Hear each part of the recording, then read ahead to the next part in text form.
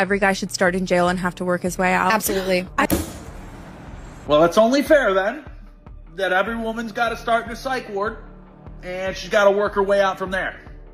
And unfortunately, I'm afraid both sides are going to have some lifers. But we'll see. And something tells me I'm about to get fired, so I'm going to record this because I have no idea. I have no idea what's going on. I'm waiting on them to join. Hello? Hey, Brittany. Thanks for joining us on this call. I wish this was under better circumstances. After reviewing a video you posted online, upper management has made the decision to terminate your employment effective immediately. What video? We recently became aware of a TikTok in which you appeared to urinate on the floor. What? While we understand the video may have been comedic in nature, it does not align with our company's values. In fact, several employees came across the video and expressed concerns. Okay, yeah, that's understandable. As a result, we have no choice but to let you go.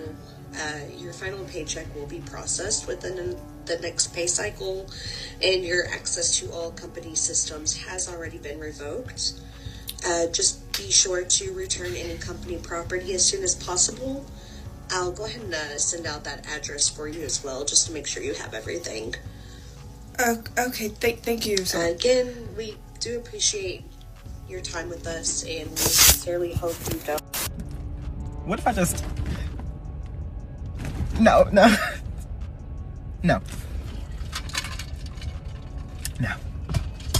Well, no.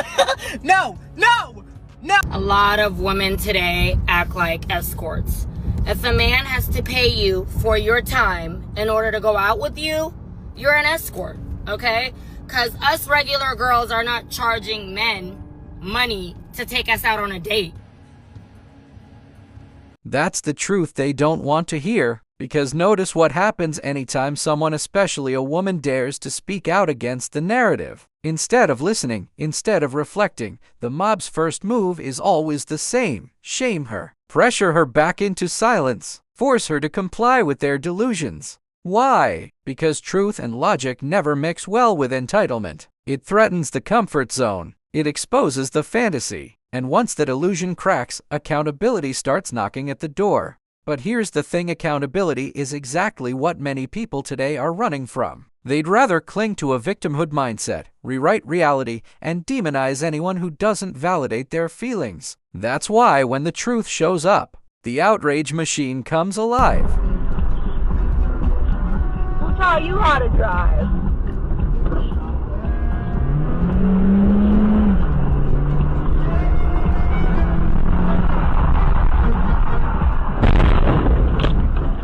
Have any superpower, what would it be? Wow, out of all the questions? That's a good place. I feel like I got a superpower right now. Oh! New ick unlock. Why the heck I just go get some ice cream, right? I get my ice cream. It's another guy in the store. He ordered his ice cream after me. Why the heck he get sprinkles on his? I didn't even get sprinkles on mine. And he looked a little like rough around the edges. He looked a little hood. I was looking like, interesting. Fruit Loop.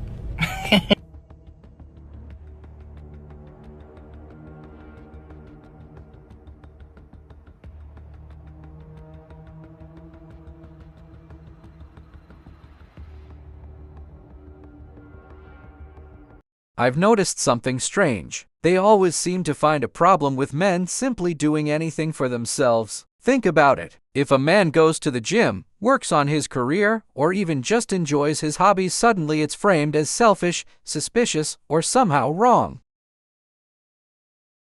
Why? Because in their mind, a man's entire existence is supposed to revolve around them. If you're not constantly trying to impress, entertain, or please them, then the narrative becomes, well, what's wrong with him? It's wild, because this is the same culture that preaches independence and living your truth, but when a man actually does it, when he directs his time and energy toward building himself instead of orbiting someone else, that independence suddenly becomes a threat.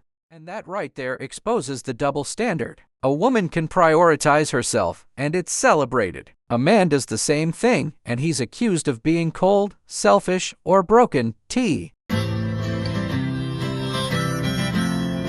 Well, would you just look at that? Wasn't that just something? And I have been noticing the content of this particular nature growing in increasing popularity on social media lately, because there are apparently some women out there that find domestic violence and physical abuse against men from women to be something to be joked about. They find it funny. Because if not everyone got to read what was stated there, let's review. If a man said this, the internet would come unhinged. But as long as it's a woman joking about abusing a man, it's funny. Because here's another example. Someone is going to have to explain to me why some women out there, and some men, find abuse to be funny. Because in the spirit of equality, a man would be canceled for that. But why not women? Double standards. That's the only answer here. Because notice the pattern: anything they do is always okay. It's justified. It's empowerment. But the moment the same behavior shows up in a man, suddenly it's toxic. Suddenly it's a problem. It's the oldest contradiction in the book. The principle of treat others the way you want to be treated completely vanishes when the subject is men. If they ghost someone, it's protecting their peace. If a man does it, he's a villain. If they date up, it's knowing their worth. If a man applies the same standard, he's shallow or insecure. What we're really seeing is selective morality. The rules only apply when it benefits them. And that's why so many men are walking away from this game altogether, because they're realizing the playing field isn't just uneven, it's designed to keep them losing no matter what they do. I believe that men see single women and mothers as a more valuable asset to their life. Let's be real. There's something favorable and unfavorable. What's the unfavorable? The unfavorable thing is the cope and ego that surrounds women that think that is more favorable. It's not. I didn't say you're unlovable. It's less favorable biologically. But why? Because you have to take on the I don't mind going to, you're in a way extending your resources to things that aren't directly connected to you. Right. Look, we're human beings. And this is why I recommend people be beautiful people. I don't care if you have 6 kids and this is your 3rd divorce. I mean, that's probably revealing that you're probably not so good. But let's just say that you are somebody that actually reflects on these things and understands how it has affected you. Now, that's a very important thing to show maturity of a person, that these decisions come at a consequence. Can you recognize the consequence? Most women deny the consequence and by default make themselves pretentious and ugly to those men immediately, and then go, it's because I was a kid. What a barbarian monkey of a man. No. Your ego pushed him away, not the fact that you had a kid. Really got on here and said, you know, I can tell how serious to take it based upon where we go for our first date.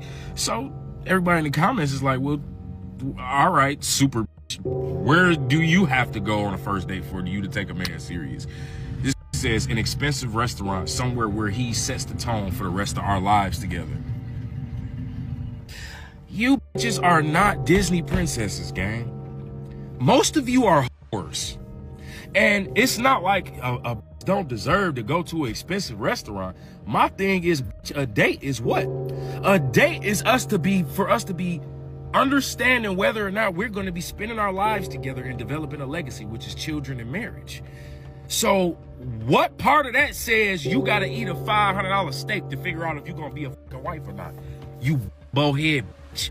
What the do you be talking about other than nothing? I got it. Nothing. Because who the you don't make sense. The best part about being 30, gang, you just old enough to peep through the bull. You're a seasoned veteran at this point, but you just young enough to entertain it. See, when you 40, you don't even entertain little like this. I'm young enough to be like, no, you're dumb. If somebody wants to post a bikini picture, it's not usually for a guy's attention or approval. It's for the vibes, for the girls. Yeah, no, I understand. You can post it. It's just when we get together, you gotta take it down. Yeah. No. Yeah. I'll stay up. I got you on that. Do you watch it? Okay. Is she typically somebody that's your type? I'd take a second look, but you know, if I talk to her, probably not. Yeah. Understood. Okay. That's how to talk to a feminist. Let's begin. So the history of feminism. Be quiet. Actually... Shut up. Shut up. Oh. Okay. What are you gonna do, just stand here? I think you should come in here and help me. I appreciate the fact that you're this strong woman, but think about making some food, okay? Unless you pay some bills around here, you can't come in and tell the Jackster what to do. That's garbage. What do you think of this dress, or is it too revealing? No, wear it.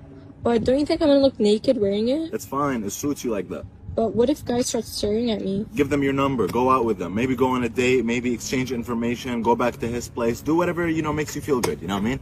Babe, is it okay if I go to the club with my friends tonight? Yeah, it's okay. Do you not care that I'm going to the club? No, I trust you. I want you in every section having fun with every guy if you have to. What? Go home with the DJ too. Matter of fact, go home with the DJ. If he has good taste in music, go home with him. Or maybe the club owner. Maybe the club promoter. Do what you have to do. Hey, is it okay if I go see my guy friend? Yeah, it's fine. You can go.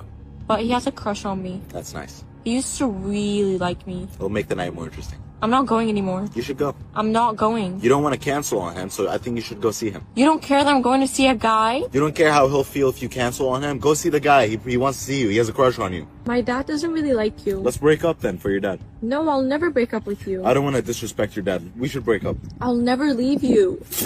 Well, it won't be Crystal, who wants the panel to know that she does not appreciate the things I've been saying to her.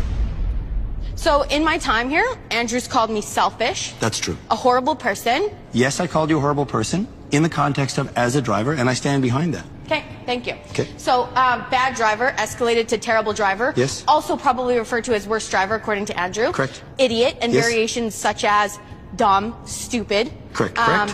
Addict. No, I said your addiction to your phone likened you to a addict, just as I didn't say you are an idiot. I said the way you're driving in this situation is idiotic. I did say all of those things, and I would stand behind all of them. Babe, you know what I hate and really tans my hide is when women are pregnant, the guy goes around and says stuff like, "We're pregnant." Like some dude, some father who just had a night of pleasure goes around saying, "We're pregnant." It's not like you're the one carrying around this watermelon in your belly that's just growing. You're not doing anything. We're not pregnant. And when they have birth, when the woman gives birth, and the men are like, "Oh, we gave birth to this beautiful baby. We were there all night." There was no we. You might have been there, but you could go take a nap. You're not getting stabbed with needles and you're pushing out a watermelon in your pee hole. It's absolutely ridiculous. Right. It's almost as bad as when wives, they'll say stuff like, "We made all this money. We bought this house. We pay this mortgage." And I was like, did you? Did you? You get it. Yes, I popped my balloon because you're just not him. You are very arrogant, and you just Donatello, Raphael, Michelangelo, all of them, Master Splinter. You're just not him. How do you feel about that? Instead of popping her balloon, I'll pop that fupa. Most men in this room and most online will tell you that all of their life, they have been the last thing to be considered. Everything comes before man. We even got statements like, ladies first, happy wife. And even parents teach their sons, let them go first. And so in every step of his life, he's always last. Women get in the club for free. Now we gotta buy bottles at $1,500 a pop so all of the women can drink for free. Remember when I read the text didn't say we were made for y'all. The Bible says she was made for him. And by the way, if you go and look in the Old Testament, whenever a man and woman was married in the Old Testament, a woman stood at the altar and the man walked down the aisle. But now here comes, if you don't believe me, the church is the bride and Jesus is the groom. And the last I saw, the church is here waiting on the groom to come. So if you want us to love you like God loved the church, why are we always doing the waiting? If you enjoyed this video, I promise you will love this next video. I will see you there.